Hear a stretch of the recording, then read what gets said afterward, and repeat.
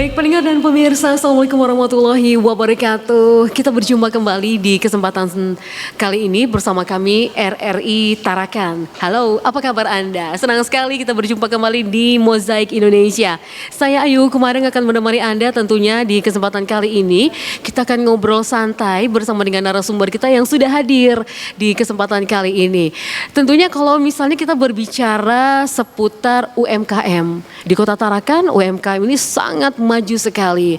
Pelaku-pelaku usaha begitu kreatif sekali. Produk-produk yang dihasilkan, produk-produk yang tentunya kita melihat di Kota Tarakan ini sangat maju sekali. Pendengar dan pemirsa. Dan kali ini sudah bersama saya ya, pelaku UMKM yang punya nama The Baloy. Waduh, pastinya pendengar dan pemirsa sudah mengenal nama The Baloy, mempunyai produk yang sangat khas sekali di Kota Tarakan. Sudah bersama dengan ownernya, boleh kita kenalan dulu, ada Bapak Haryandi. Halo, Assalamualaikum. Waalaikumsalam warahmatullahi wabarakatuh. Ibu Ayu, apa kabar? Kabar sehat? Baik, Alhamdulillah. Sehat ya? Sehat, Alhamdulillah. Sehat, iya. Gimana perjalanan dari rumah menuju ke RRI, aman? Aman. Aman ya? Saya agak sedikit pelan tadi karena habis operasi. Saya pasca operasi gitu. ini baru seminggu yang lalu. Oh gitu, tapi alhamdulillah sudah bisa beraktivitas lagi ya? Alhamdulillah sudah bisa beraktivitas, jadi saya gembira banget nih dapat kabar undangan dari RRI. Wah, harus datang nih, gimana caranya harus cepat sehat gitu Masya ya. Allah. Biar bisa ketemu sama Mbak Ayu cantik ini. Oh Masya Allah. Iya, pendengar dan pemirsa, tentunya di Mozaik Indonesia saya sudah bersama dengan owner dari The Baloy ya. Tentu saja kalau kita mengenal The Baloy, salah satu pelaku UMKM kreatif yang ada di Kota Tarakan. Kalau boleh tahu nih Pak Haryandi, The Baloy ini sebenarnya sudah berapa lama sih berdiri? Kami sudah berdiri dari 8 tahun yang lalu, Mbak. 8 tahun? Iya, dari 8 tahun yang lalu, dan baru setahun terakhir kami sudah mengantongi izin ya berbadan hukum PT. Oh gitu. Perseroan terbatas, betul. Siap. Oke. Tuh. Kemudian ini udah 8 tahun. Namun pastinya dari 8 tahun sampai sekarang ya, yang dihasilkan dari The Baloy ini sekarang tidak sebanyak ini. Mungkin dari awal The Baloy ini apa sih hasilnya? Maksudnya apa sih produk yang betul-betul pertama ditawarkan ke masyarakat? Oh ya. Jadi awalnya saya berbisnis itu kecelakaan, Bu Ayu. Oh ya? Ya, Kecelakaan dalam artian? Dalam artian begini, saya terjun ke bisnis kuliner ini sebetulnya kecelakaan tadi maksudnya nggak sengaja aja gitu kan. Sengaja, Iya, okay. Nggak ada niat, nggak ada planning dan sebagainya. Tiba-tiba aja kita dapat orderan nih. Oh. Kan istri saya dulu kerja di salah satu instansi pemerintah gitu. Baik, oke. Kebetulan bosnya pesen. Nah, yang biasa bikin produk unggulan saya yang sekarang ini, tape ketan sis tape itu adalah mertua saya sebenarnya. Oh gitu. Nah, berhubung satu dan lain hal, mertua saya nggak ada di tempat pada waktu itu, lagi berangkat pulang kampung. Ya. Nah, sementara si komandan udah nanya nih gimana pesanan saya gitu kan, karena mau dikonsumsi untuk hari-hari besar, hari besar keagamaan. Iya. Jadi saya bilang waduh nggak enak juga nolak, udah janji juga. Akhirnya kita belajar nih by phone, belajar buat gitu. Tahu sendiri kan kalau bikin tape itu kalau dulu kita berbicara dulu itu banyak sekali mistiknya, unsur mistiknya. Oh iya. Yang nggak boleh ini, nggak boleh itu. Jadi kita was-was juga. Oke. Selepas bikin itu ini jadi apa nggak tape gitu ya, ternyata jadi Bu Ayu. Oh jadi. Dan ternyata diminatin. Nah akhirnya mengalir terus, kita bikin lagi. Akhirnya kecanduan Bu Ayu. Kecanduan. Betul. Oke. Kalau boleh tahu sedikit memang ada satu kepercayaan yang kata Harian tadi ada unsurnya seperti itu. Emang apa sih misalnya kalau boleh tahu, misalnya kalau bikin tape itu nggak boleh apa gitu? Ya banyak sih Bu Ayu, salah satu diantaranya itu kita nggak boleh lagi, kalau wanita ya nggak boleh lagi sedang datang bulan, itu nggak boleh. Terus juga nggak boleh bikin tape itu sambil bicara. Oh iya? Iya nggak boleh, pakai macam-macam deh pokoknya. Banyak hal-hal gitu yang sifatnya mistik gitu. Dan selesai dibuat pun dia harus disembunyiin. Oh ya? Harus diumpetin gitu kan. Jangan sering-sering dilihat, ntar nggak jadi, ntar asam, ntar gini, ntar gitu. Itu. Jadi banyak mitos-mitos yang beredar di masyarakat. Namun berkat adanya sains ya, berkat adanya ilmu pengetahuan, akhirnya kita coba cari tahu tuh. Ternyata itu sebetulnya dilarang seperti ini karena sebetulnya dari sisi sainsnya itu begini. Jadi kuncinya kalau mau buat tape itu ya harus higienis dan steril. Udah. Baik. Itu aja. Oke. Untuk pertama kalinya pada saat pembuatan tape ini berapa kilo pemesanan yang paling terbanyak pada saat buat tape? Terakhir kami di Idul Fitri yang lalu itu 1,4 ton tape ketan. 1,4. Iya, hanya untuk Idul Fitri saja. Oke, itu habis terjual?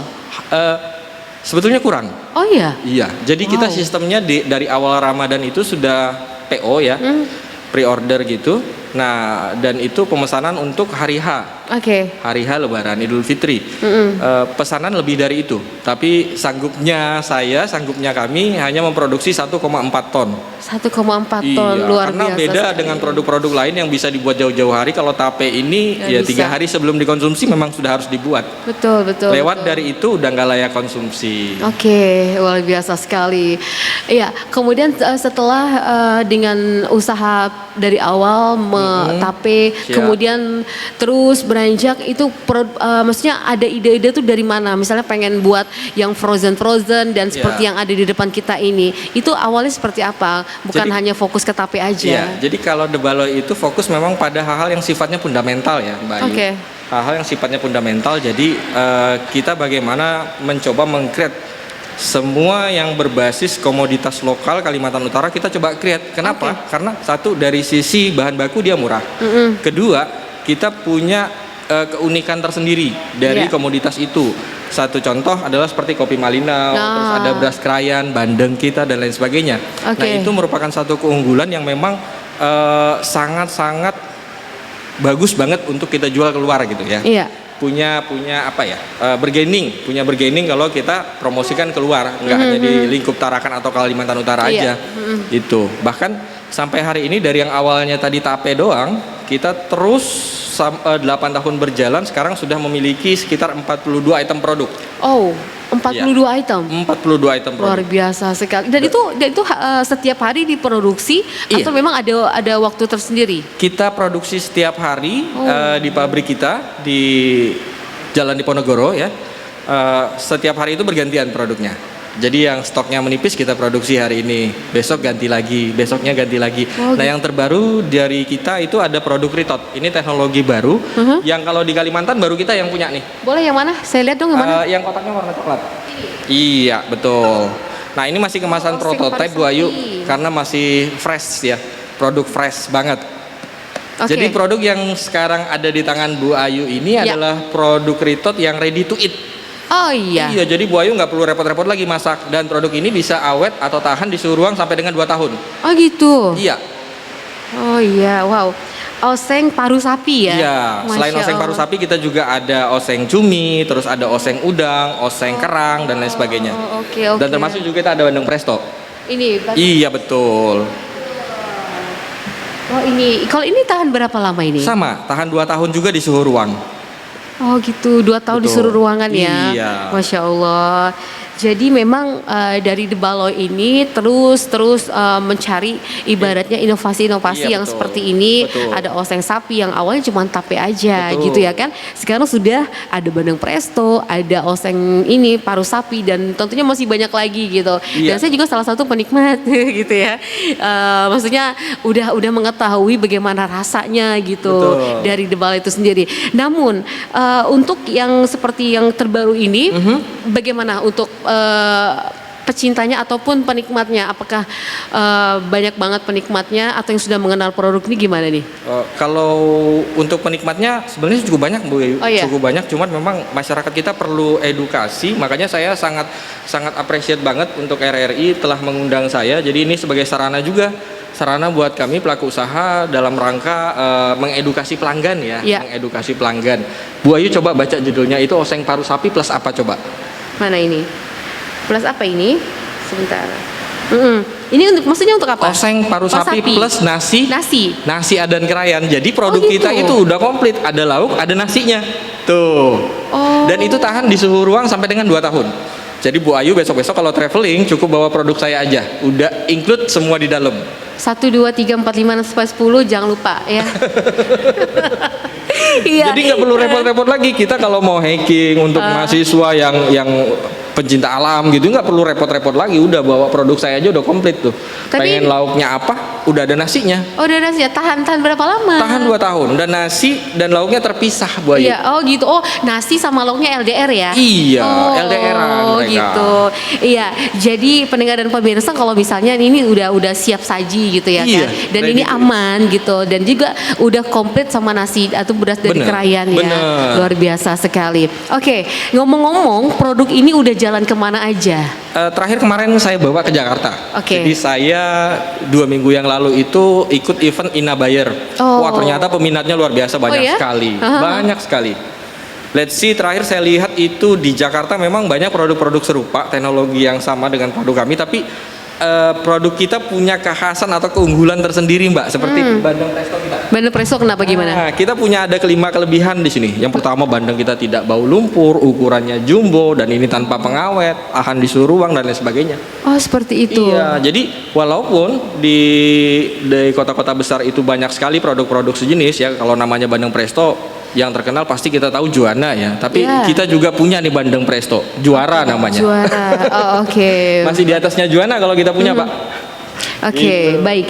Tentu kita akan ngobrol lagi lebih lanjut bagaimana bisa untuk membuat bandeng ini tanpa pengawet dan bisa tahan sampai 2 tahun untuk suhu ruangan. Nanti kita akan kupas lebih jauh lagi.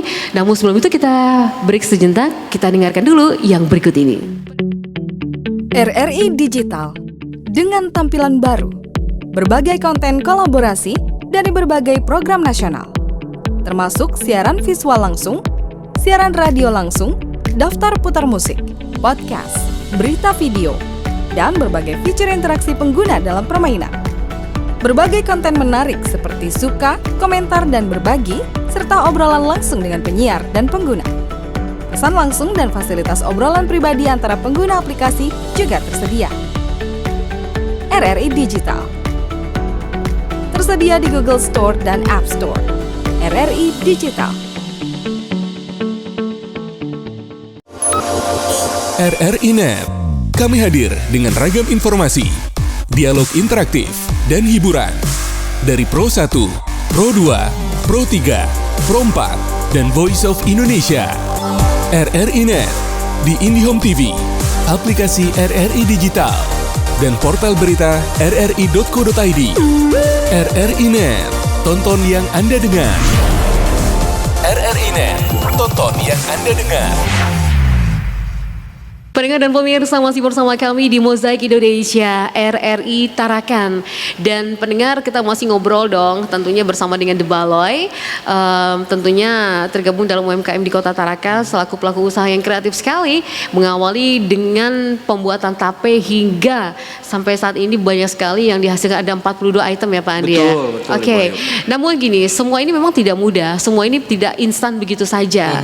Pastinya dengan berdirinya The Baloi juga pasti ada dukungan dari UMKM seperti itu. Pelatihan-pelatihan ataupun apa saja yang sudah didapatkan di UMKM. Tentunya mungkin ada gitu pelatihan bagaimana sih bisa membuat kemasan ataupun produk yang tahan sampai berapa lama gitu. Boleh dong sedikit cerita. Iya. Jadi berdasarkan pengalaman kami itu sebetulnya saya termasuk salah satu, teman-teman yang lain juga mungkin sama. Kami adalah binaan dari Dinas Perindakop ya. Dinas Perindakop kalau dulu Dinas Perindustrian, Perdagangan dan Koperasi UMKM Kota Tarakan, sekarang nambah lagi Kaltara nih. Betul. Dinas Perindakop Kaltara yang sudah ngasih bimbingan, berbagai macam pelatihan dan lain sebagainya yang kami ikutin. Kuncinya hanya 2 sebetulnya. Apa itu? Yang pertama adalah banyak yang mengikuti pelatihan tapi sedikit banget yang bisa mengeksekusi apa yang pelatihan diikuti tersebut. Itu rahasia pertama, Mbak. Jadi keberhasilan dari The Baloi ini dari 8 tahun perjalanan panjangnya adalah pandai dalam hal mengeksekusi gitu. Jadi buat teman-teman pelaku usaha, ini saran saya, jangan jadikan pelatihan itu sebagai kegiatan formalitas saja hanya untuk menggugurkan kewajiban, memenuhi undangan dinas, tapi juga harus pandai mengeksekusi. Dari pelatihan apa yang kita ikuti. Kalau ditanya berapa banyak pelatihan yang saya ikutin, udah nggak bisa kehitung. Iya, kalau sertifikat pelatihan aja saya udah banyak banget. Udah gitu. Banyak ya. Tapi memang dari setiap sesi pelatihan itu selalu ada selalu ada pembelajaran yang bisa kemudian kita aplikasikan di bisnis kita. Intinya sih itu. Nah, saya bersyukur sebetulnya karena di awal-awal dulu gencar diadakan pelatihan bisnis online. Itu seperti apa dong? Benar sekali. Jadi kalau bisnis online itu saya menyadari sepenuhnya karena memang basisnya bisnis saya, Mbak ya. Untuk saat ini 70% itu pemasarannya dilakukan secara digital. Betul. Nah, secara digital. Jadi memang trennya pada saat 8 tahun lalu saya memulai itu, saya nggak punya toko, nggak punya skill digital juga, tapi berkat dengan adanya pelatihan-pelatihan digital tadi, dan ternyata perkembangan digital kan sekarang kita tahu semakin masif dan pesat sekali. Nah itu yang kemudian bisa mengangkat usaha kami di 3 tahun terakhir, diawali sejak pandemi itu. Iya. Gitu. Memang sekarang kalau kita bicara memang semuanya serba digital. Betul, ya kan. Oke. Kemudian dari pelatihan-pelatihan tersebut pastinya bukan tadi hanya untuk membuat yang tahan seperti itu yang enggak kan. Kemudian dari pelatihan-pelatihan yang sudah diberikan dari UMKM yang paling menarik untuk Pak Andi ini apa ini? Yang sangat berkesan banget gitu. Pengembangan bisnis sebenarnya. Pengembangan bisnis. Iya, karena itu fundamental buat kami. Boleh bagi dong sama pendengar pemirsa kita, pengembangan bisnis seperti apa ini? Jadi kalau di Debalo itu punya visi, salah satunya adalah strategi kami nih ya. Strategi kami adalah fokus pada fundamental, Mbak. Fokus pada fundamental. Jadi jujur saja kemasan saya ini kan untuk produk yang baru masih prototipe nih, Mbak. Masih sangat sederhana sekali dibanding produk-produk saya yang lainnya. Kenapa? Karena kita memang tidak fokus pada kemasan. Yang kita fokus pada hal-hal yang sifatnya fundamental. Yang pertama adalah inovasinya, teknologinya, ya kan? Terus kualitasnya. Baru kemudian nanti kita akan berbicara mengenai kemasan. Nah, banyak teman-teman saya di luar sana produk belum settle, produk belum mapan, baik dari segi kualitas, baik dari segi kuantitas, tapi udah berani nih majang kemasan yang keren-keren. Begitu dapat order bayar gede-gedean, gigit jari, kan begitu. Kalau di Debalo punya strategi sebaliknya. Kita fokus pada hal-hal yang sifatnya fundamental tadi. Jadi kita perkuat dulu inovasinya, kita perkuat dulu kualitasnya, kita perkuat juga kapasitasnya. Intinya itu. Itu paling penting ya. Iya, baru kita bermain ke hal-hal yang sifatnya formal seperti kemasannya dipercantik dan lain sebagainya. Gitu. Iya sih, betul. Saya tidak mengesampingkan kemasan yang bagus, tapi produknya harus settle dulu, harus mapan dulu. Gitu. Namun yang jadi unggulan memang kita tahu banyak sekali 42 item. Yang saya tahu memang apalagi yang untuk yang olahan frozen ya, olahan frozen itu banyak banget kayak gitu. Dan yang memang menjadi primadona di produk Debalo ini apa nih Pak Andi? Saat ini masih yang tertinggi penjualan itu untuk produk-produk frozen kami. Frozen food seperti bandeng tanpa duri bumbu dan lain sebagainya, itu yang masih menjadi nominasi ya, masih menjadi nominasi produk yang ratingnya tinggi gitu. Tapi ke depan saya yakin dan percaya bahwa produk Ritot dengan teknologi yang baru ini jauh lebih akan nominasinya ya, jauh lebih akan terkenal lagi ketimbang produk-produk frozen. Sebab kenapa? Kalau frozen itu punya keterbatasan dari segi pengiriman. Betul. Jadi kita terbatas, kita mau kirim ke Papua mesti mikir dulu nih, produknya bakal rusak di perjalanan. Tapi dengan adanya produk Ritot, insya Allah apapun yang konsumen kemudian mau dari produk kami bisa di Ritot, kita bisa kirim kemanapun. Siap. Kemudian di Debalo ini kita bicara kembali ke dukungan dari UMKM gitu ya kan. Mungkin dari awal sebagai kita bisa flashback lagi ya Pak Andi ya. Kita flashback lagi di awal mulai terbentuk Debalo ini dari olahan tape seperti itu. Dukungan dari UMKM khususnya pemerintah. Mungkin kita juga sempat mendengar ada dibantu dengan membelikan alat atau mesin produksi atau seperti apa. Dari Debalo seperti apa ini? Sampai dengan hari ini kami belum pernah mendapatkan bantuan-bantuan yang Mbak sebutkan tadi. Kenapa? Karena memang pemerintah juga memiliki keterbatasan. Namun saya sangat bersyukur karena bantuan yang selama ini diberikan berupa pelatihan, berupa bantuan terkait legalitas ya, seperti halal, terus PIRT, perizinan dan lain sebagainya, itu sebetulnya jauh lebih powerful ketimbang bantuan alat, Mbak. Betul. Terkadang kalau kita dibantu alat itu tidak tepat guna dan tidak tepat sasaran. Siap. Gitu. Kadang produknya kita apa, dapat bantuannya apa gitu kan, karena nggak sinkron gitu. Nah, justru sebaliknya bantuan-bantuan yang sifatnya seperti tadi ya, legalitas, pengurusan seperti halal, perizinan-perizinan lainnya itu jauh lebih powerful gitu. Tinggal kita aja yang gimana caranya supaya produk ini bisa terjual gila-gilaan gitu Bu Ayu. Oke, ini sangat menarik sekali untuk perizinan seperti itu, karena kita sempat pernah dialog gitu ya Pak Dia. Ada beberapa UMKM yang bertanya seperti itu. Bagaimana ya Mbak, kita tuh baru maksudnya UMKM baru gitu ya kan, baru punya usaha. Apa sih syarat-syaratnya gitu? Pengalaman Pak Andi untuk punya sertifikat halal, kehigienisan, itu susah nggak sih untuk mengurus seperti itu? Dibilang susah enggak juga, persyaratannya tergantung dari ada skalanya saja, tergantung dari skala usaha dan resiko dari produk yang diolah gitu Bu Ayu. Jadi seperti kayak beras terus kopi ini kan resikonya rendah. Oh gitu. Nah perizinannya nggak ribet, nggak jelimet gitu. Kita nggak harus mesti punya pabrik yang bangunan terpisah dan sebagainya gitu kan. Jadi cukup sederhana sebenarnya. Jadi jangan pernah takut, coba saja ya kan. Perkara nanti kemudian lolos perizinannya atau tidak itu kan urusan nanti. Yang penting dicoba saja. Nah yang penting kualifikasi produknya itu kita mesti tahu dulu. Nah sementara kalau untuk produk frozen food, terus produk-produk retot seperti ini, produk sterilisasi namanya ya. Nah seperti ini memang membutuhkan perizinan yang jauh lebih kompleks Bu Ayu. Jauh lebih kompleks. Maksudnya ya harus punya pabrik tersendiri, layoutnya juga sudah ditentukan sedemikian rupa, peralatannya juga minimal semi otomatis dan lain sebagainya seperti itu. Jadi untuk teman-teman pelaku usaha pemula silahkan dicoba saja. Dicoba saja.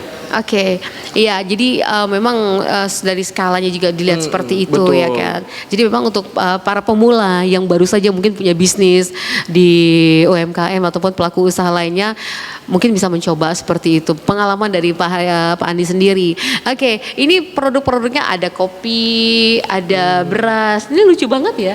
Ini beras dengan ukuran yang betul-betul sangat mini sekali. Betul. Ini ukurannya berapa nih? Beratnya berapa? 200 gram itu. 200 gram. Memang peruntukannya untuk souvenir Bu Ayu. Oh gitu. Saya pengen tanya ini dan pasti pendengar dan pemirsa juga pengen tahu kelebihan. Kenapa memilih beras krayan?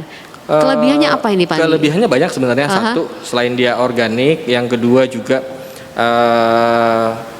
berasnya pulen banget loh, bulirnya kecil-kecil, berasnya pulen gitu ya, aromanya khas banget gitu, dan beras ini memiliki sertifikat indikasi geografis. Betul. Dalam arti beras ini tidak dijumpai di daerah lain, jadi ada indikasi geografis bahwa yang namanya beras Adan Krayan adalah beras yang ditanam dan tumbuh di daerah Krayan. Jadi selain itu bukan beras Krayan namanya. Saya mau buka boleh nggak ya? Boleh dong. Saya buka boleh nggak ya? Saya mau lihat, boleh ya? Iya, boleh ya? Suaranya dong, boleh ya? Nah gitu dong. Jadi pendengar dan pemirsa tahu kalau yang nonton kita ini di sini ada 500 orang gitu. Itu berasnya kalau kita juluki beras para sultan. Jadi nggak hanya julukannya aja, harganya juga harga sultan itu. Harga sultan ngomong-ngomong dibanderol berapa ya? 25.200 gram. 25.000. Iya. Ada yang mau beli? Nambah dikit dapat sekarung, Pak. Jadi pendengar dan pemirsa ini beras yang memang katanya beras sultan. 2 gram ini harganya 25.000 ya. Dan tentunya ini memang beras organik, gak ada di daerah lain, adanya cuman di Kalimantan. Iya, betul. Khususnya di Tarakan, diproduksi oleh The Baloi sendiri. Tentunya kalau mau sehat ya cobalah ini, ya kan? Iya, jadi konon katanya sebetulnya gelarnya berasnya para sultan itu bukan karena harganya yang mahal, tapi karena konon kabarnya ini saya mau cerita sedikit. Sultan Brunei itu nggak makan beras lain selain beras krayan gitu. Makanya kita juluki berasnya para sultan. Kebetulan juga harganya mahal tuh Pak. Jadi sinkron aja sih antara nama sama harga. 1, 2, 3, 4, 5 sampai dengan 10 beli beras sultan. Jadi Sultan Brunei ya. Iya, betul. Tapi nanti kalian bukan Sultan Brunei, Sultannya Tarakan. Iya, pendengar dan pemirsa, ini sudah kita lihat contoh dari beras krayan yang tentu saja langsung diproduksi oleh dari The Baloi. Yang produksi petani dari krayan. Kalau kita yang mengemas dan ini proses pembersihan dan sebagainya. Oke, ini boleh saya buka ya? Boleh, silakan. Iya. Oh, kalau itu aluminium foil biasa aja. Oh gitu. Sebentar, ini namanya kopi Pagun, Iya, kopi betul. rempah. Iya. Nah, khas Tidung. Ini kelebihannya apa? Kalau udah megang nggak boleh nggak minum, Mbak. Oh gitu. Oh, harus terima diminum. kasih. Kenapa? Karena nanti kepunan kata orang. Oh gitu. Betul. Masih berlaku ya. Masih berlaku. Masih berlaku. Jadi barang siapa yang megang kopi saya wajib beli dan minum itu. Kalau nggak kepunan nanti.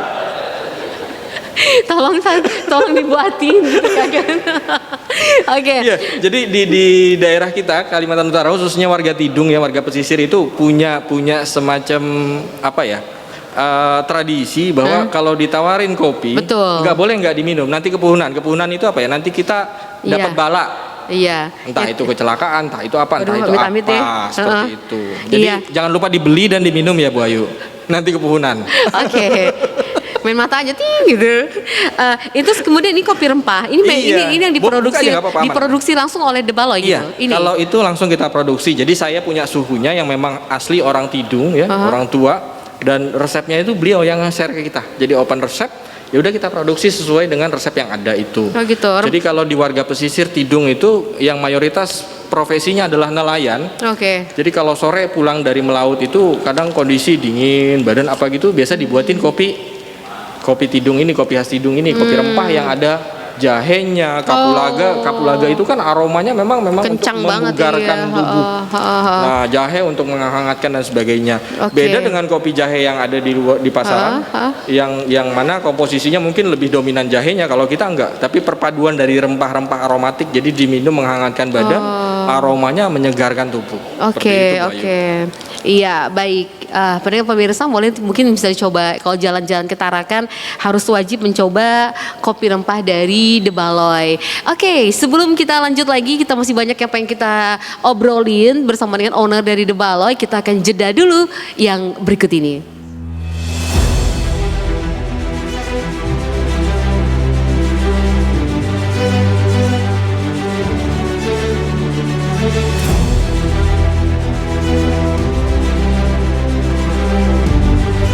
Kami percaya bahwa setiap hasil yang kami ciptakan adalah komitmen dari tanggung jawab kami menjawab aspirasi masyarakat dari berbagai lapisan.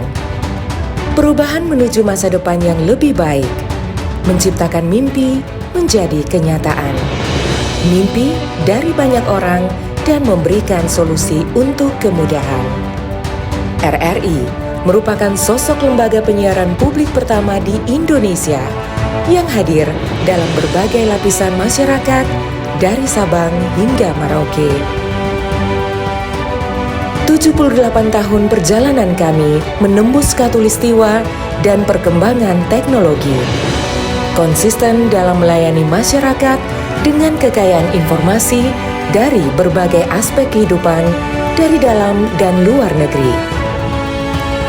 Tidak pernah lelah menampung aspirasi masyarakat dari segala pelosok daerah. RRI memberikan kemudahan dalam bertukar pikir kreativitas serta membuka peluang keterbukaan pendapat lintas generasi. Kami meyakini visi misi solid, mencerminkan jiwa raga yang siap siaga dalam menjembatani keterbukaan publik, dan tidak lengah dalam mengawal peristiwa aktual. Kami turut senantiasa menjaga identitas keindonesiaan serta mempertahankan keunikan budaya yang dimiliki oleh NKRI. Dengan kekuatan daya siar, kami pancarkan segala bentuk informasi dan keindahan Indonesia ke segala penjuru dunia.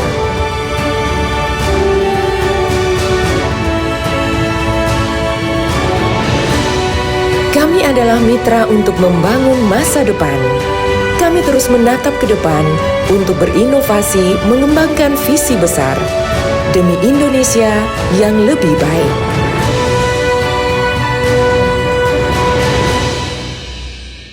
Pendengar dan pemirsa RRI masih di Mozaik Indonesia dan kita masih berbicara bersama dengan owner dari De Baloy. Pak Andi, kata orang mencari itu mudah, menjaga itu yang susah. Betul. Ya, kalau kita di bisnis kuliner seperti ini, mendapatkannya mudah, namun menjaga atau konsisten itu susah sekali. Bagaimana bisa bertahan selama 8 tahun? Dan makin hari alhamdulillah dengan The Baloi ini menghasilkan banyak sekali produk sampai 42 item. Bagaimana caranya nih Pak Andi? Filosofinya kalau di The Baloi kebalik tuh Mbak. Oh ya, oke. Bagaimana? Jadi kalau di The Baloi kebalikannya, ya. Mencari itu susah, menjaga itu malah mudah. Oh gitu. Kenapa begitu? Karena basisnya kami adalah online ya, digital ya. Jadi kenapa produk kami sampai saat ini bisa tembus 42 item produk? Karena kami fokus pada pelanggan yang sudah memang mengenal kami. Oh ya. Nah, untuk menjaga kebosanan dari pelanggan tersebut, jadi kita hadirkan terus produk baru. Jadi uangnya ngalir terus ke kami tuh. Okay. Pelanggannya itu aja, tapi belanjanya ganti-ganti. Jadi untuk menjaga kebosanan, kita hadirkan lagi yang baru. Menjaga kebosanan, kita hadirkan lagi yang baru. Jadi ketika penjualan menurun, kita lihat, oh ini pelanggan udah mulai bosan dengan produk yang ada.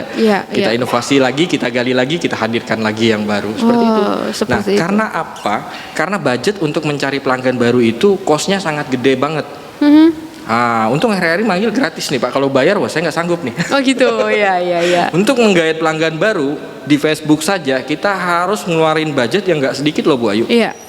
Belum lagi nanti kita mesti pelanggan itu tester dulu. Nah, biasanya betul. kalau beli produk tester itu kita kasih diskon 50% Pak supaya mereka mau beli gitu. Oh gitu. Karena orang nggak mau beli produk ibaratnya itu kucing di dalam karung. Iya, gitu. betul. Ini enak nggak sih? Jangan-jangan nggak enak kan? Nggak tahu rasa Pak. Nah, gitu ya. supaya dia tertarik untuk membeli, ya kita kasih diskon 50%. Dalam artian ya udah kita jual modal aja. Yang penting pelanggan ngerasa dulu, mereka bilang enak. Besok datang lagi gitu. Jadi memang cost-nya untuk mencari pelanggan baru itu sangat mahal sekali.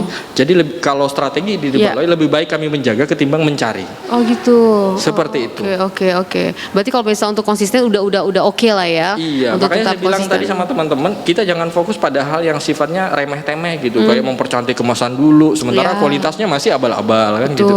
Jadi perkuat dulu dari sisi inovasi dan kualitasnya. Betul. Jadi Gitu, ketika orang sudah tahu rasa, betul. Itu akan kembali. Kemudian ditunjang dengan packagingnya tadi ya. Nah, baru Oke.